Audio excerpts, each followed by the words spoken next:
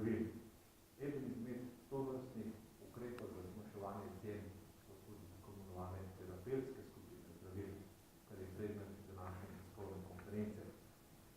Uvajamo, oziroma smo uvedli za 30.11.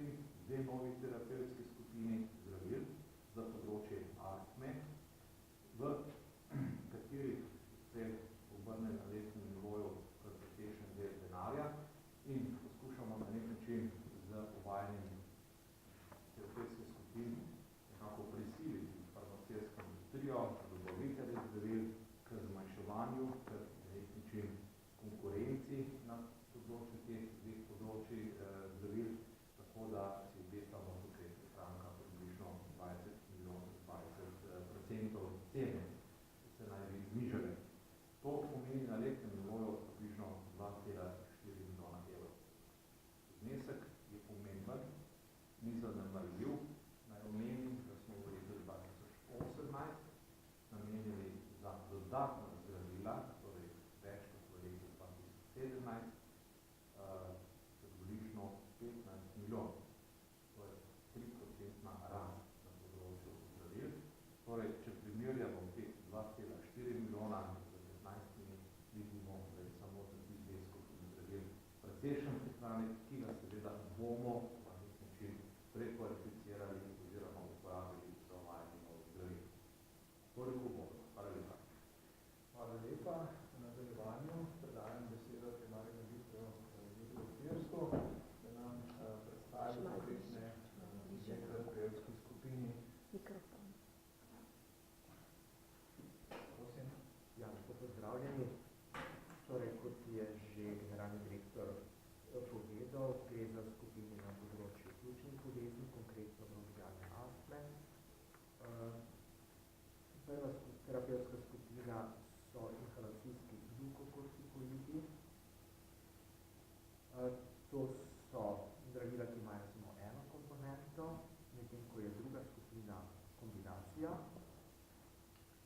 teh in še drugih zdravil.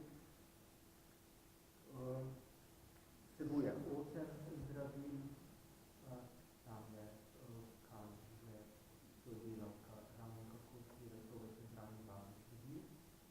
Torej skušali, kot to že poznate, smo skušali to narediti dovolj prijazno, da lahko iz vsakega zdravila prideš potem na celotno skupino.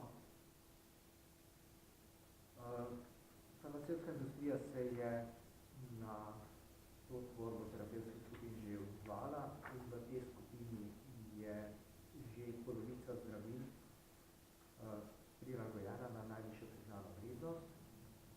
V drugi skupini to so pa kombinacije teh glukokortikoidov in pa tako imenovanih adrenergikov, torej to so močnejša zdravila, kombinirana.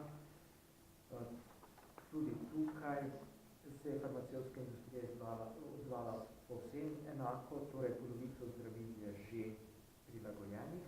Moram pa reči, da od podatkov uradnih, ki smo jih dobili iz lekarn do ponedeljek dopoldan, torej včeraj dopoldan, sem že včeraj zvečer slučajno v lekarni izvedel, da je eno zdravilo, ki je imelo prej še visoko doplačilo 7 evrov, da se je ta vrednost doplačila že prepolovila. Hočem reči, da očitno farmacevtska industrija malenkost se še prilagaja in upam, da se še bo naprej tako, da doplačil ne bo več. To bi bilo seveda glede na to, da so cene še vedno dovolj visoke, edino razumno oziroma primerno do zavarovanja oseb.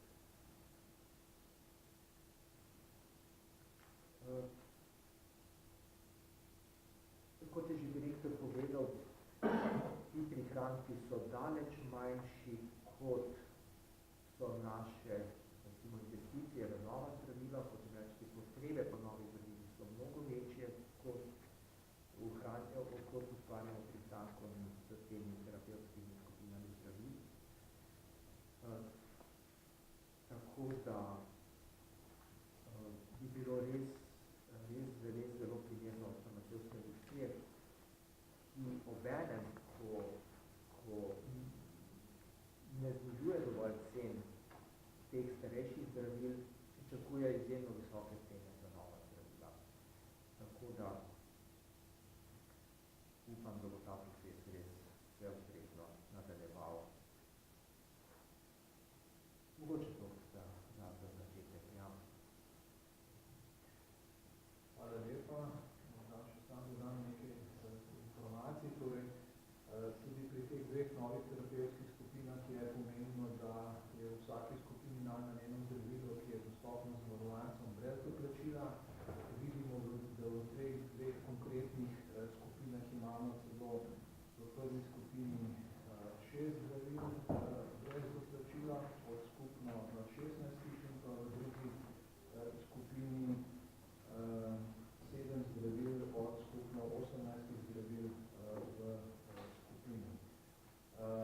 Torej, zavarovana oseba, ki ne želi zdravila z doplačilom, mora zdravnik predpisati drugo primernejše zdravilo. Seznam teh zdravil, za katera ni potrebno doplačilo, je pa dostopno na spletni strani te spletne centralne baze zdravil. Dejansko seveda v primeru zdravstvenih razlogov ali alergij še vedno velja, da je možno pridobiti tudi zdravilo, ki bi bilo sicer z doplačilom, brez doplačila, kar zdravnik označi na receptu z besedama ne zamenjuj. Morda še nekaj statističnih informacij iz podatkov, če pogledamo vsa zdravila, ki se predpisujejo na recept in izdajo v lekarnah, imamo 2836 zdravil z lastniškim imenom, od teh je skoraj 1000 vključenih v seznam medsebojno zamenljivih zdravil ali v seznam terapevtskih skupin zdravil. No in le 189 od teh 1000 je dostopnih z doplačilom. To pomeni samo 6,7% vseh zdravil trenutno v Sloveniji je na voljo z doplačilom. Ta zdravila ohranjamo za razliko od nekaterih drugih držav, zato da so na voljo ta zdravila tistim, ki so ali je ta zdravila imali pred izvedbo terapevtskih skupin ali medsebojno zamenljivih zdravil. Torej, od teh 1000 zdravil, ki so v ta dva sistema vključena, je 809 takih, ki so brez doplačil. Skratka, to dokazuje, da za temi sistemi se farmacevtska industrija lagaja, cenam znižuje cene na tisto najvišjo priznano vrednost, ki jo določi ZZS. Tudi v zvezi s temi doplačili, morda še dodatna statistika, 1/4 vseh teh doplačil je do 1 evra. Na pakiranje 3/4 vseh doplačil je do 3 evrov in le 10% doplačil je nad 5 evri. Tudi z uvajanjem novih terapevtskih skupin ugotavljamo, da se te trendi ne poslabšujejo. Se pravi, da ni z uvedbo novih terapevtskih skupin praviloma ni več zdravil z doplačevanjem, ker se dejansko ta konkurenca, ki jo vzpostavljamo, zagotavlja, da se cene znižujejo. Torej, naša želja je, da bi se zavarovanci zavedali, da obstajajo tudi zdravila brez doplačila, zato tukaj prosimo tudi za pomoč medije, da nam pomagajo pri informiranju, sem pa kaj ugotovimo, da tudi v lekarnah kakšna informacija ni bila korektno dana, morda nekoga tudi preseneti kakšna novost, ravno zato smo tudi zagotovili izdajo glutena recept, ki najavlja to novost, in smo ga v preteklem tednu posredovali vsem zdravnikom, ki predpisujejo zdravila na recept, vsem lekarnam, zagotovili izdajo te zloženke za paciente, da vedo, kaj jih čaka in kako se lahko tudi doplačilu izogne.